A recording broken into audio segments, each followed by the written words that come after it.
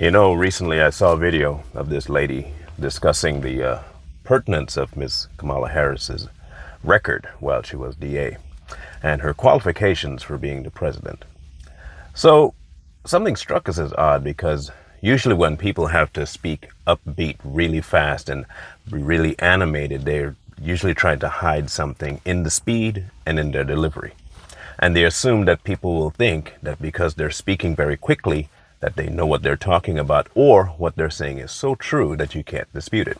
Hey y'all, what's up? It's Friday, so I'm gonna keep it black, but I'm gonna keep it brief. So there I was on a bright and airy Monday morning, changing the sheets on my bed, destitute, heavy, heart hung, low, trying to see how I was gonna run on and see what the end was gonna be, having to convince America to choose a black woman to become president of the United States. And as I fought with that fitted sheet one too many times, I heard the Lord whisper to me, "My grace is sufficient, and your faith is enough." Glory! Hey! My God. And I didn't know what it meant at the time, but what I did know is all I had to do was keep on living. And behold, within 48 hours, all of my fears about getting people to the polls were put asunder when 40-some-odd thousand black women got on the call and raised over $1 million. Well, we're going to go through a couple of her points. And I wrote them down this time so I won't forget, and also that I make sure I get it pretty accurate what she said. Now, in the beginning of her video, she goes off on the usual emotional kind of nonsense that they like to bring you in with, okay? And get you all hyped up for what's about to come. But when she finally begins, she mentions the DREAM Act, which is an immigration act, by the way. It has nothing to do with Americans that are struggling. I want people to understand that this is about neutralizing the demographics here in America to fit their narrative.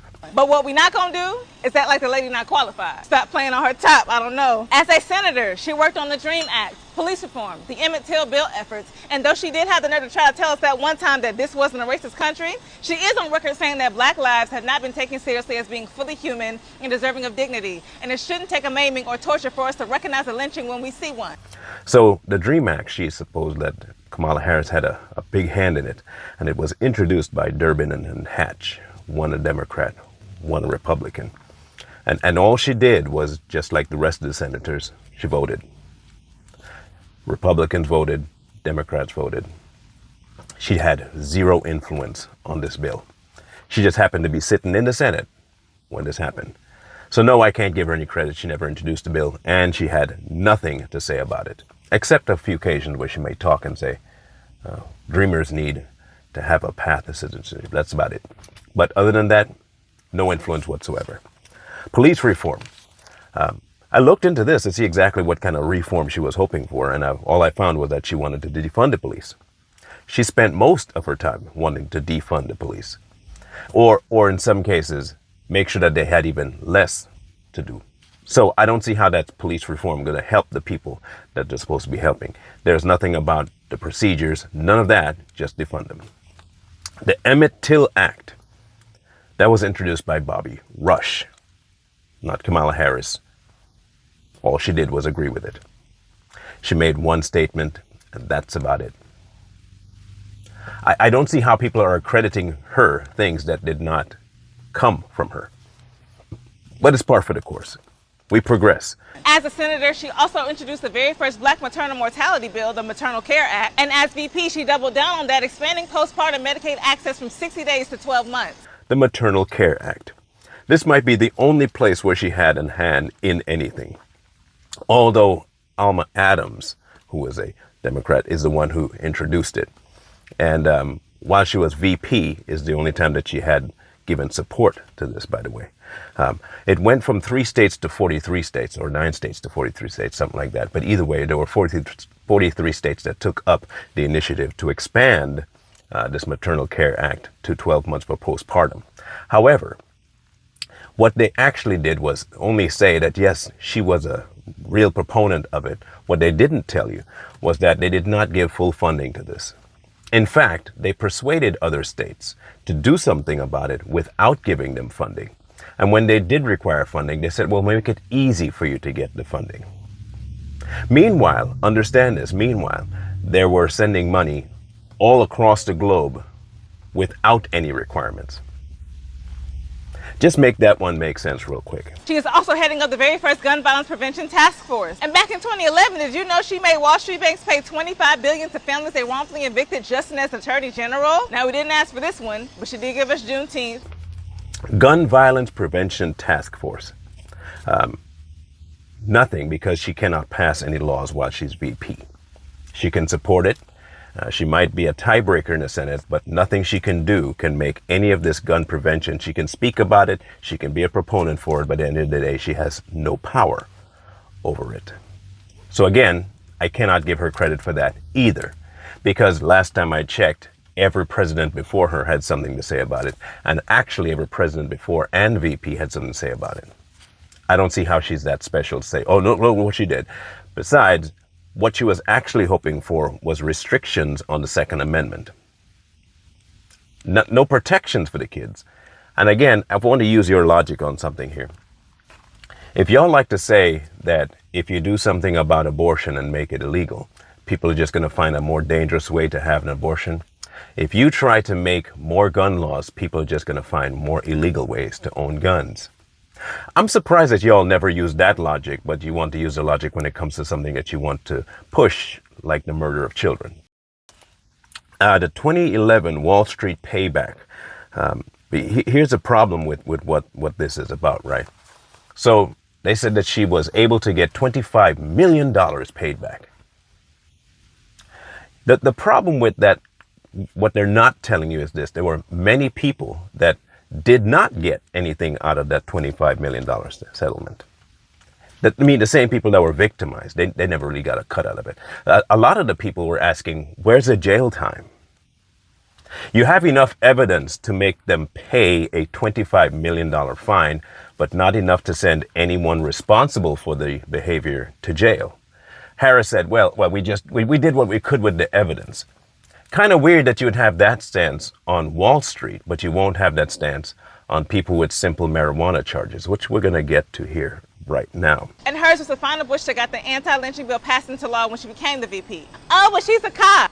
No, she's not. She was a prosecutor. But she sent all those black men to jail. No, she did not. Only 45 people went to state prison during her time as DA, which was 66% less than the DA before her. And as a matter of fact, her office pleaded down serious cases to help offenders avoid felony charges. And on top of that, offenders could get their records erased through her Back on Track program. The lady in the video said that she only sent 45 people to jail. In reality, she sent 1,956 of them for misdemeanors and felony convictions. Some of them did not see jail time thanks to their lawyers, not to her. And many of them did see jail time thanks to her. So when you want to try and negate her record by saying only 45 people did this, you're basically telling me that 45 is fine. That's fine. But no jail time for the bankers that robbed the same black people. That's acceptable to you too.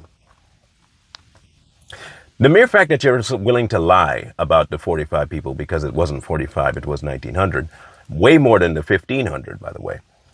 The number that actually served jail time was closer to 1,200, not 45. But I thought we used to say one dead black man is too many. But 45 jailed for simple marijuana charges while she was jesting about it on the Breakfast Club, that's completely understandable and okay. That makes it non-hypocritical, because at least she was willing to only send 45 men. Here's the thing, people. I want you all to understand something very basic about Kamala Harris. Kamala Harris will say what she has to say to get whatever she wants at the time. She's like a 2-year-old. A 2-year-old would do whatever needs necessary to get candy, to stay up late, to get to sleep in someone else's bed. That is Kamala Harris. She's a 2-year-old, pretending to be an adult. She has never, ever stood strong on anything she's done, not one time. And everyone seems to think that her record should just be expunged all of a sudden because she's running for president of the United States. But yet still you're willing to bring up everybody else's past, just not hers. I find that kind of weird. No, I find that really weird. If you're not willing to look into the actual history of Kamala Harris, then I say you're an uneducated voter. And an uneducated voter is a dangerous voter, because what you're doing is voting based on emotions, and emotions will run dry eventually. Facts remain. Facts will always remain. But then again, hey, Most people don't like facts. Most people, unfortunately today, are basing their entire life off of feeling. It's a woman. Make sure you vote for the woman.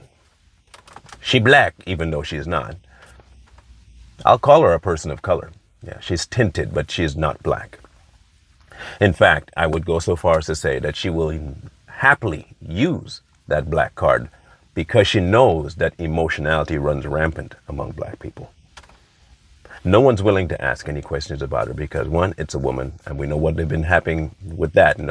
Women, women, women, black, black, black. She's using a card. And when all is said and done, when she does get into power, if she gets into power, you will see nothing done.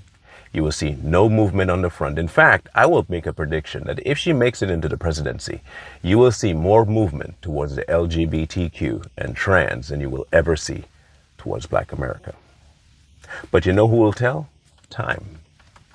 I can only hope that she never makes it into the White House a second time as president instead of VP. But I also understand how poorly educated people are anymore when it comes to politics. So I might be having a wishful thinking moment here. But in any case, it was a joy debunking this clown because at the end of her video too, she went into all kinds of ad hominem. So I'm going to use one on you, you giraffe-necked, turd haircut wearing fool.